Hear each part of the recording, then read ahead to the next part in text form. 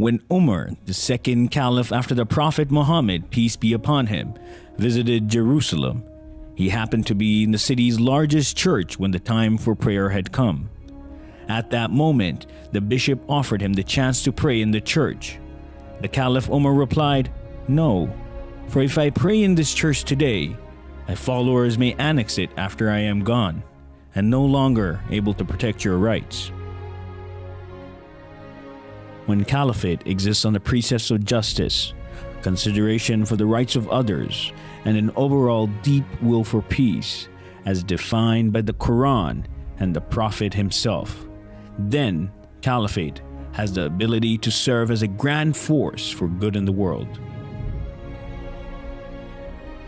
Well, one of the things I enjoy about coming to the peace symposiums that the Ahmadi community holds is to listen to His Holiness.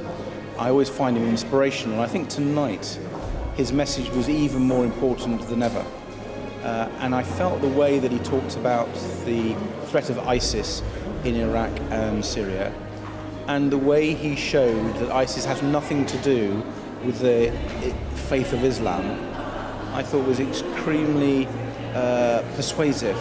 His Holiness gave a speech that was incredibly powerful, that set out all of the claims that violent groups like ISIS made and then totally demolished them in terms of what the Quran actually says.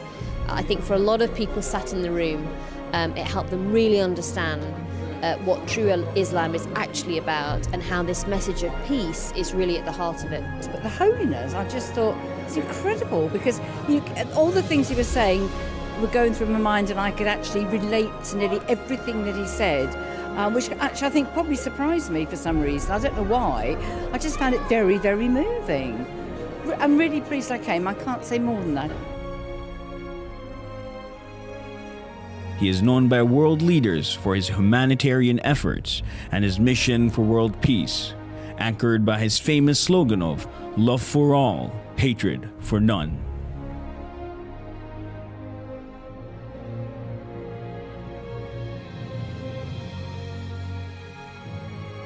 He has traveled extensively to spread the message of peace and to remind everyone to respect the rights of other human beings.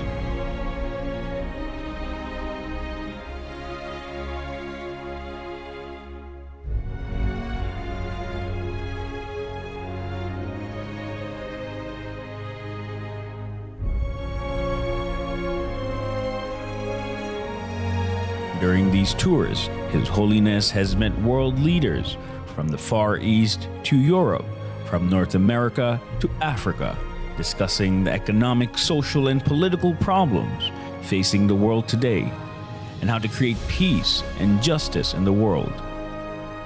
He has also met religious and community leaders in order to share common values and core ideals universal to all religions and cultures, with a view to improving the moral state of mankind and creating an atmosphere of love and affection. From young to old, he compassionately listens to the ordinary man, regardless of race, color, or religion. He has personally initiated social projects and schemes to alleviate poverty and human suffering. His concern is not just about the well-being and moral state of the members of the Ahmadija community, but of the great human suffering of mankind at large. For His Holiness, the slogan, "Love for all, hatred for none," really comes to life. And I have borne witness to His Holiness waging a jihad of love, opposing the jihad of the sword with the jihad of the pen and of love itself. And it is an honor to welcome you, Your Holiness. Your leadership has made you a figure of global prominence, and you have become a guide for millions of Muslims worldwide. Your Holiness, it is undoubtedly a reflection of the blessing that you bring to this capital. I want to express gratitude for the privilege of appearing here in front of Your Holiness and this assemblage. We're really honored you're here.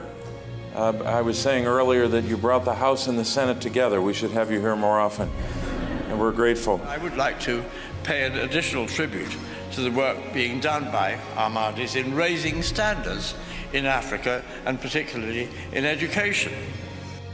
I was reflecting when I had opportunity to learn more, Your Holiness, about your service, particularly about your contribution to the people of Ghana in the late 1970s and early 80s. And it reminded me of something remarkable that happened here in our great state a few years ago in Death Valley. You may even recall this. In the winter of 2004, there were 7 inches of rain that fell on Death Valley. A few months later, the spring of 2005, the entire valley was carpeted with flowers. And it was just a reminder that Death Valley wasn't dead, it was dormant. It was waiting for the seeds of possibility to be sown.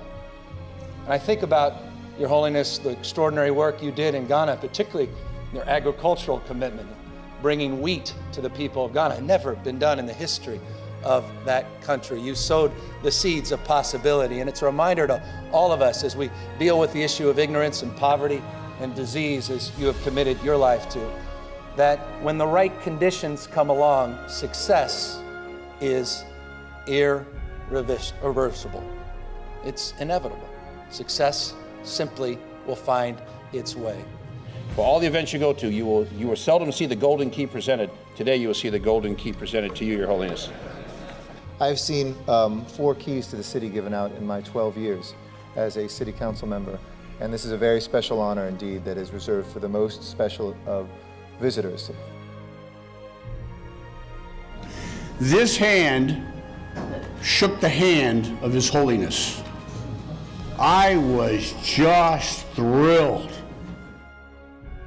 Today, this man, Mirza Masroor Ahmad, worldwide head of the Ahmadija Muslim community, is the Caliph of Islam.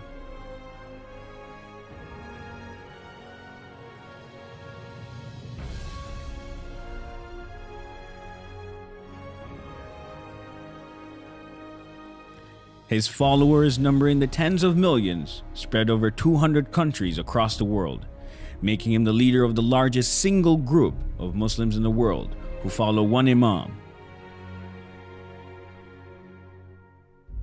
The Caliph, who has spoken at Capitol Hill, the British Parliament, the European Parliament, and has held court with dozens of world leaders, is celebrated as a champion of peace by leaders across the world.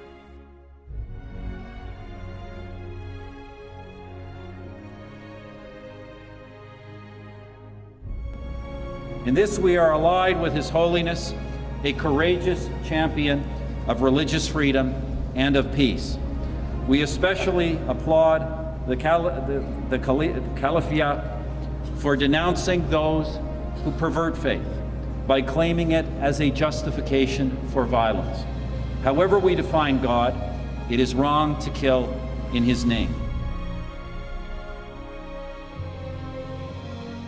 Today, when we, the Ahmadiyya Muslim Jamaat, raise the slogan of love for all and hatred for none as a means to establish global peace, we do so directly in fulfillment of the teachings of the Holy Quran and the practice of the Holy Prophet, peace and blessing of Allah be upon him.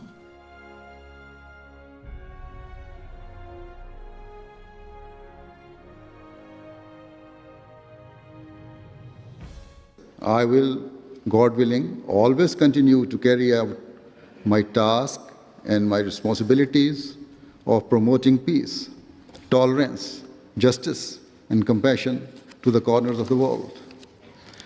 I will continue to tell all people that in order to be relieved of the pain and suffering that we face today, we must adopt true justice and equality.